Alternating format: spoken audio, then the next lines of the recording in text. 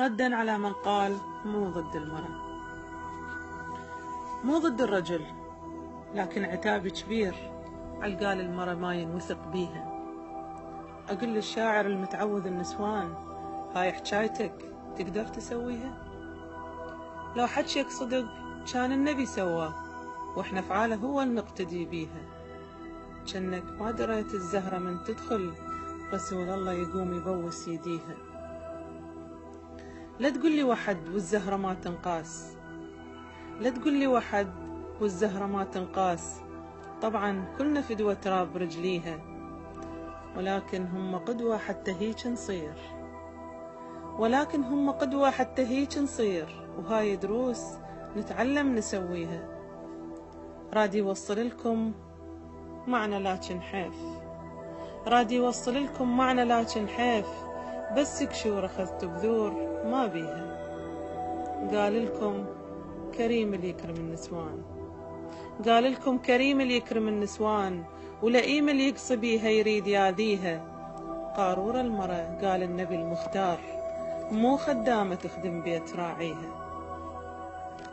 المرأة المتحجبة تأدي فروض الدين، المرأة المتحجبة تأدي فروض الدين، مو حتى عقلكم تنفرد بيها. من تزرع بذور الخير ليش تخاف؟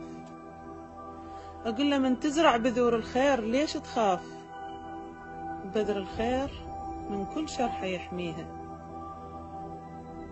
ضحكني كلام الزل معود الحوك، الظن نسواننا بكيفه يمشيها. أنا شفت الزلم نوبات عار تصير، أنا شفت الزلم نوبات عار تصير، وشفت نسوان تاج الراس خليها. وإذا فلتت مرة تلقاها صوت عقال، لاهي بالمضايف وهلا ناسيها. المرأة إنسان مثلك واجبك تحميه، متمنى بشهامة بيوم تحميها. ومن تنقد بشر هم زلم هم نسوان، يعني الفاسدة الفاسد يسويها. ربك ذاكر بآياته بالقرآن، والطيبات للطيبين منطيها. ومن ينهى عن الفحشاء هم يقول عقوبتها الجلد وتشاركوا بيها.